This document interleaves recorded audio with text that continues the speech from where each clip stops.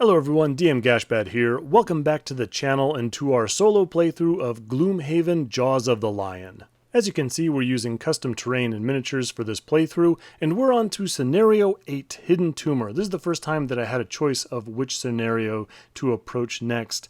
It could have been Sunken Tumor or Hidden Tumor.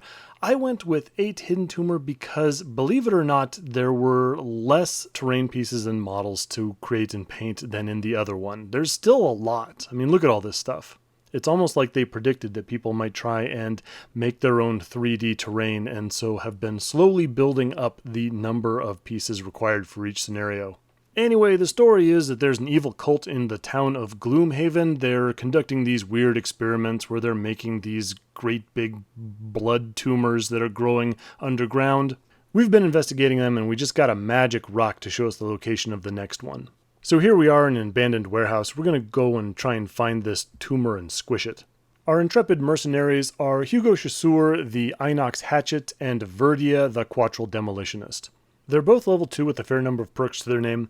Verdia is also equipped with a stamina potion, weathered boots, and the heater shield. Hugo Chasseur has a stamina potion, eagle-eyed goggles, and the throwing hammer. Normally I would spend a moment talking about the bad guys and the terrain that I made for the scenario and how I went about it and my experience with creating it, but I made a whole video about that this last time, so you can watch that if you want to. For right now, we're moving on. Here's the board all set up and ready to play. As you can see, it's another Demolitionist playground with lots of terrain everywhere. The benches in particular in the first room make a long winding switchback that you have to navigate if you don't have a Demolitionist that can just explode them.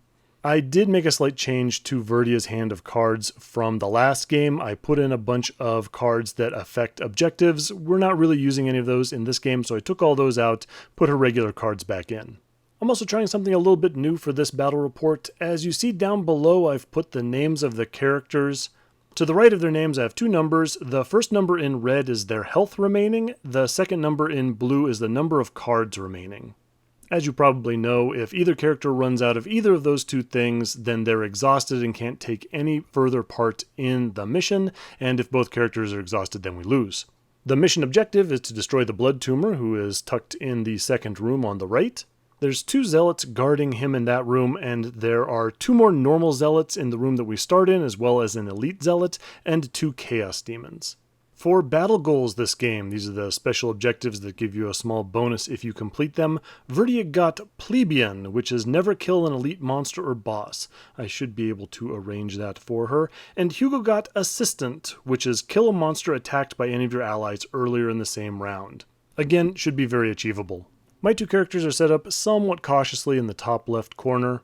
I'm aware that both the Zealots and the Chaos Demons have lots of cards that give them ranged attacks, so I'm keeping my distance to a certain extent. For initial cards, Verdia went with Explosive Blitz and Knock Out the Support for an initiative of 19. My hope is that I can use it to destroy the bench right in front of me, do a little long-range attacking, and still stay out of range of the counterattacks of the Zealot and the Chaos Demons, while also clearing a shortcut to the far end of the room. For Hugo, I went with the Favorite and Care package. I'm going to do things a little bit differently this game. Normally, I feel a little bit under pressure, and I want Hugo to start throwing out damage right away. I think I got a little breathing room in this situation, so I'm going to deploy the Favorite first. That's where I can get my Favorite axe, deploy it on this card. It's a lost card, that's too bad, but what can you do? And then in subsequent turns, I can deploy the Favorite token onto an enemy to cause an extra 3 points of damage. I'm going to try getting that out as early as possible to get as much use out of it as I can. Care package is just there to provide a little healing, just in case the monsters are able to stick some damage on Verdia. I also chose the slower initiative of 30, hoping that I can go after the monsters. Unfortunately, the bad guys weren't quite with the program. The Chaos Demons got Flashing Claws, which is a move +0, attack +0 with advantage. The Zealots got Drain Life, which is move +0 and then an attack -1 at range 2 that allows them to heal for an amount equal to the damage they caused. The problem is that between the Chaos Demon's speed of 3 and the Zealot's range of 2, if Verdia stays where she is and blows up that bench, both of them can get to me this round. And since the Chaos Demons go on 41 and the Zealots go on 27, they'll both go after Verdia. So that's not great, but the moment has been prepared for, although relatively poorly. I did think that that might happen, and so I had it in my mind that if I was facing too much of a counterattack, instead of blowing up the bench, Verdia would go south, blow up that one crate, and shoot at the bad guys staying out of range. That plan should work out just fine. I don't make my shortcut like I wanted to, but the real problem is that I didn't take into account how far I can move and blow up that piece of terrain. The bottom action of Knock Out the Sport is only a move 2. For some reason I thought it was a move 3, so I'd be a little bit short, so I was forced to use my weathered boots. They exhaust temporarily until I take a long rest, but I do get a +1 move. I really would have preferred to have saved those for another time. Still, she goes down 3 hexes, destroys the crate, gets herself an XP, and strengthens herself for the rest of this round and the next round, so she's got advantage on her attacks. She then throws an explosive blitz onto the closest demon. I figure those are the greatest threat. She gets a +0/+0 for the attack modifier. I guess I'll choose the +0. Does 2 points of damage. Next up are the zealots. The closest one is out of range for drain life, so he tries to move around that lower bend. The 2 zealots at the far end are just gonna slowly make their way around over there. Hugo is next. He's got a pretty straightforward turn. He moves 3 with the bottom action of Care Package. Normally he'd get to heal someone adjacent to him, but Verdia isn't hurt. And then he deploys the favorite. That gives Hugo 2 XP. Finally, the demons advance 3 hexes to the south, trying to get around the bend and get at us with their flashing claws. So new round, Verdia's going to go with the big one and crushing weight. My idea is I'm going to use the bottom action of the big one to move 3, blow up a bench like I wanted to last round, get myself blessed, and then use the very nice attack of crushing weight to squish the lead demon. That gives her initiative of 22. Hugo is going to go a little bit before that on 18. I took Disorienting Barrage and Second Wind. Pretty straightforward. He's going to rush forward, and there's 3 bad guys in front of him, and Disorienting Barrage targets 3. I'm going to stick them all with axes. Unfortunately, the bad guys again kind of scramble my thought processes. The demons get Seismic Punch. Move -2, but attack +1, and if there's leaf on the table, then they get to attack the 2 hexes in front of them. The zealots get Boil Blood, which is attack -1, but it does target 2 at range 2. And for whatever reason, this makes me reconsider my whole strategy. I just hate the idea of rushing in there and catching both a Boil Blood to both my characters and a Seismic Punch from the back demon. The good news is that both of them go after my characters, the demons on 67 and the zealots on 46. So I stick with the first part of the plan. Hugo moves forward, uses Debilitating Barrage, and he uses the Eagle-Eye Goggles. I'm drawing a lot of cards, might as well get advantage on all of them. For the lead demon, I draw a -1 and +1. I take the +1, which gives it a total of 2 points of damage, which isn't bad. The back demon gets a pair of zeros for only 1 point of damage, and the zealot gets a 0 and a -1. Here's where I start to go off script. I decide to use my favorite token on the zealot. That's going to cause him a total of 4 points of damage. Still not enough to kill him. He's got 2 health left. But when we go to Verdia, instead of rushing in with the bottom action of the big one, instead we're going to move forward 2 with Crushing Weight, and then we're going to use the top lost action of the big one. It's a big explosion that gets all 3 of the bad guys in front of me. I still have advantage from last round. My thought process is that I should be able to kill off both the lead demon and the zealot, take no damage in return, and the last demon just stumbles towards us ready to get killed in the next round.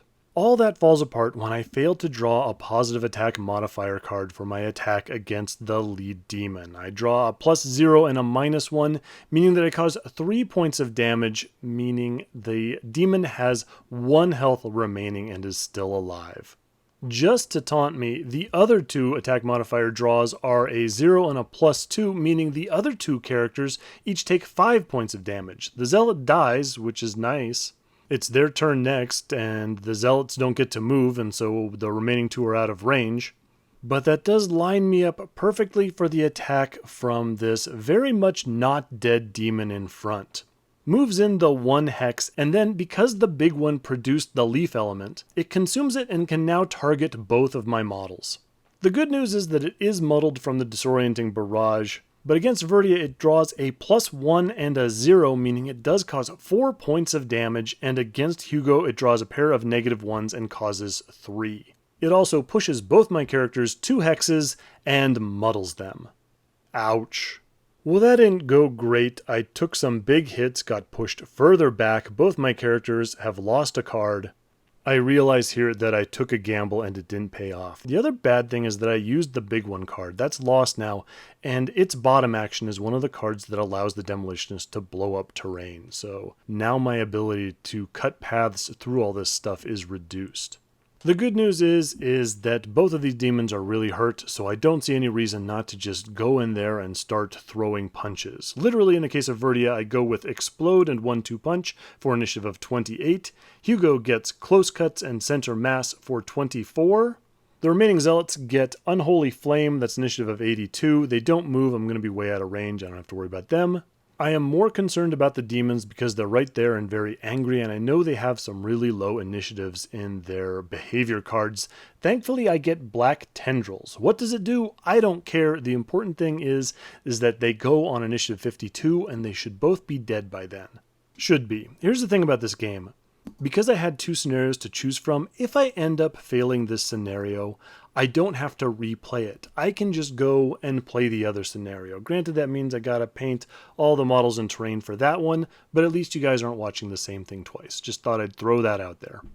Hugo is up first. He advances with the bottom action of Center Mass, which is a move 3. He could also push one of these models if he wants, but he doesn't want to because now he's going to use Close Cuts, which again allows him to target the two enemies in front of him. Let's see how these guys like it.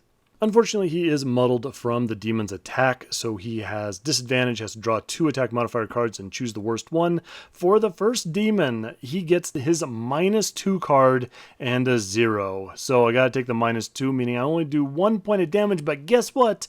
That's how much that guy has, and he dies. To make up for that bit of luck, though, the next set of cards that I draw are my null card, that's the miss card, as well as a +1.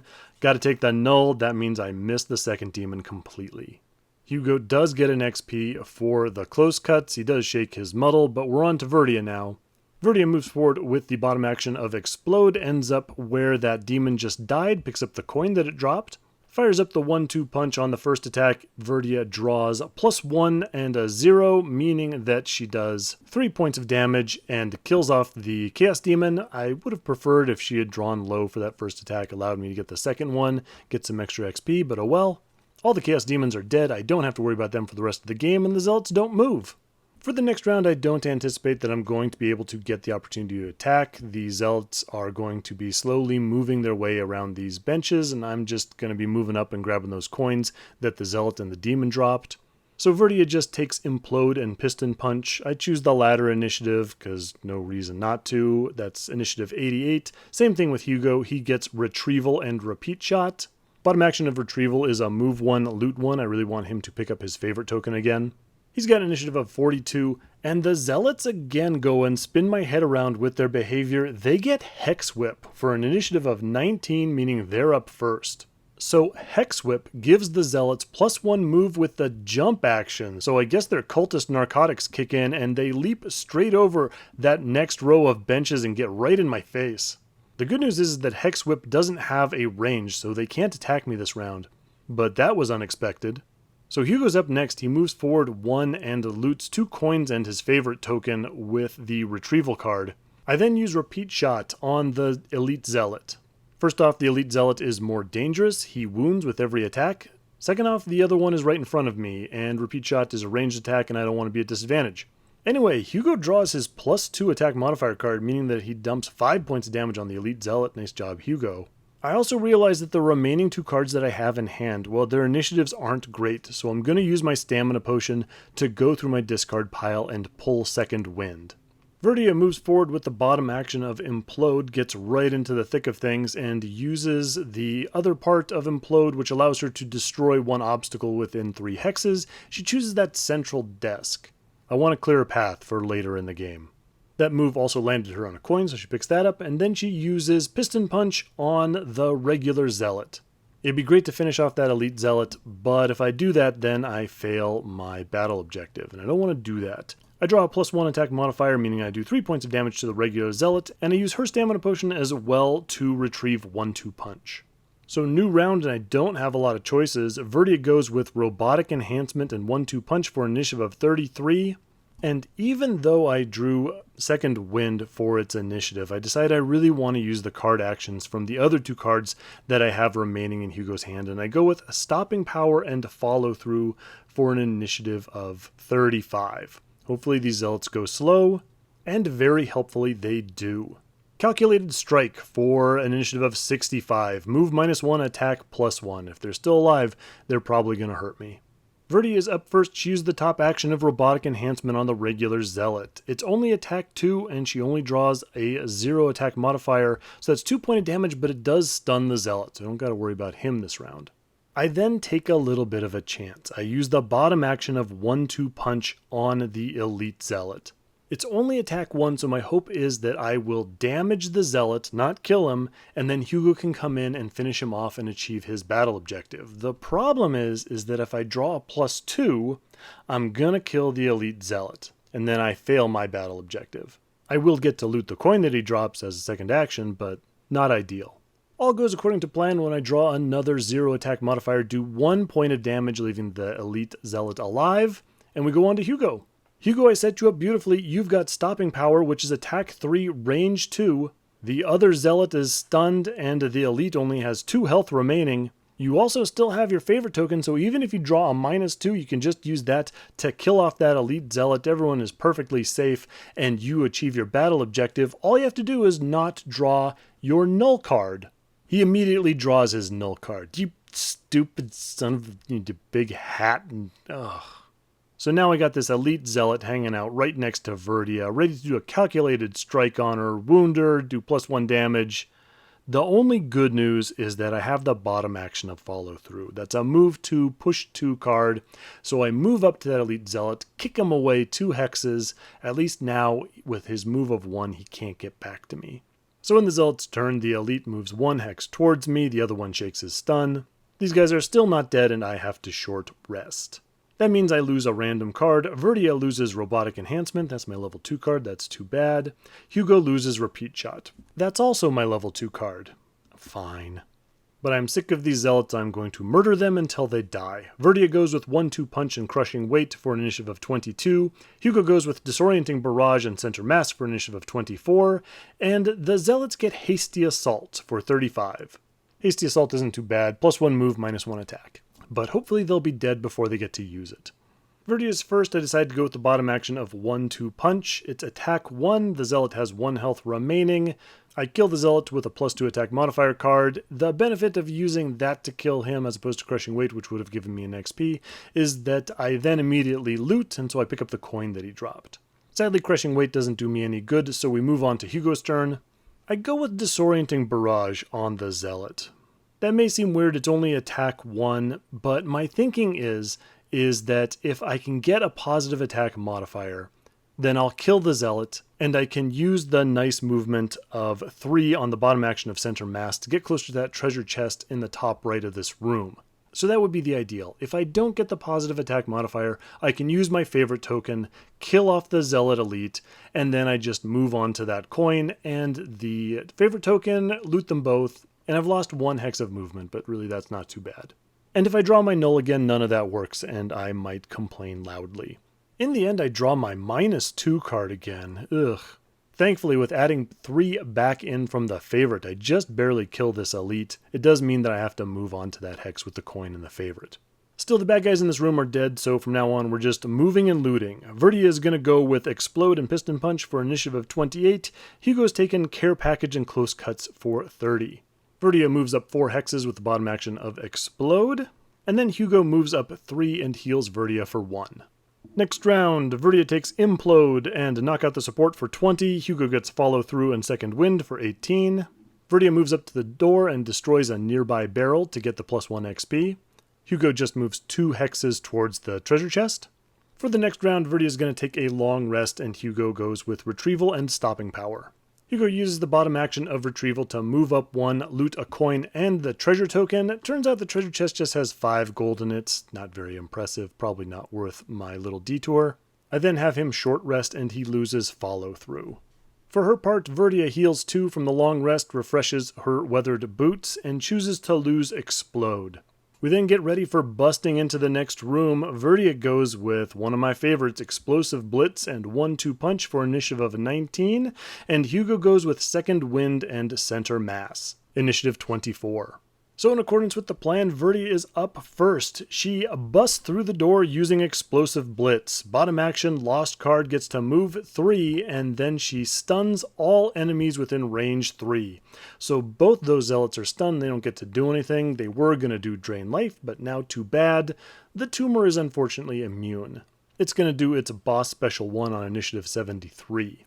The tumor starts with 4 damage, by the way, and if it ever heals itself all the way up to full, then we lose. Also, it heals whenever a model other than itself takes damage. It heals to an amount equal to the damage caused. That's why I really like stunning these zealots in this boss fight. So then Verdia gets on with the punching, and there's 2 things I have to keep in mind here. Number 1, I don't want to kill the boss. If I do that, then I fail my battle objective. Number 2, I want to attack my boss and then have Hugo kill it later in the round, because then he'll get his battle objective. But right now the thing still has 16 health remaining, so we don't have to worry too much about it. So we're just going to punch with Wild Abandon, or we try to. My first punch, the one that's strength 2, draws the null card again. I have seen lots of null cards this game, and no crits. So no damage caused on that attack, but the second one draws a 0 attack modifier, does a whole 1 point of damage, but at least I get 1 point of experience for that. Hugo then moves forward with the bottom action of Second Wind and uses Center Mass, attack 3, range 3, draws the attack modifier card, another null. 2 nulls in 1 round, and that's Hugo's 3rd null in this game. The heck are these 2 people doing? Are they sampling the Zealot supply or something? That means the Zealot shake both their stuns. The tumor's special 1 means that it heals 2 points of damage. It's now healthier than when it started. Do better, you guys. New round. Verdia goes with Knock Out the Support and Implode for initiative of 20. Hugo goes with Stopping Power and Care Package for 30. Zealots get Calculated Strike for 65. Absolutely fine, I should be well out of range. And the boss gets nothing special. That's move plus 0, attack plus 0. The tumor can't move, but it does have an attack of 2, so I didn't know this thing could actually get me. That's initiative 36. All in all, these enemy behaviors could have been a lot worse. Verdia is up first. She uses the bottom action of Implode to move around to the other side of the blood tumor, getting away from the range of that zealot in the south. She then uses the top action of Knock Out the Support on the tumor, draws a plus 0 modifier, so 3 points of damage. But the interesting thing about this one, this is an aspect of this attack that almost never comes up.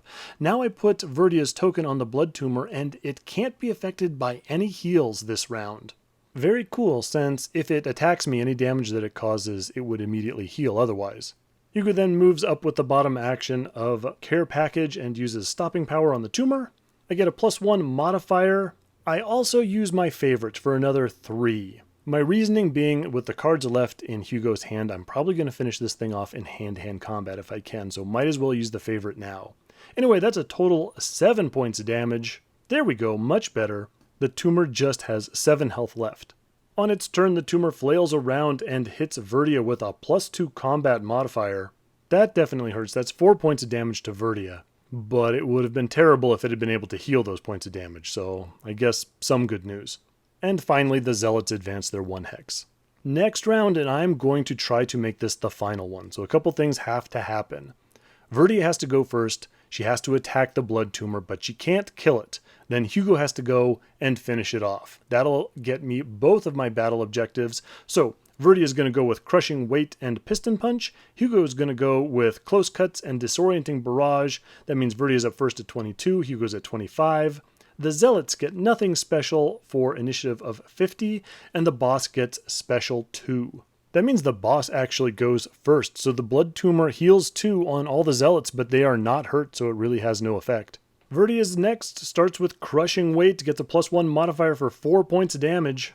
Just 3 health remaining on this thing. I've got it sewn up. She moves down 2 just to get out of Hugo's way and make sure she doesn't get attacked by both Zealots.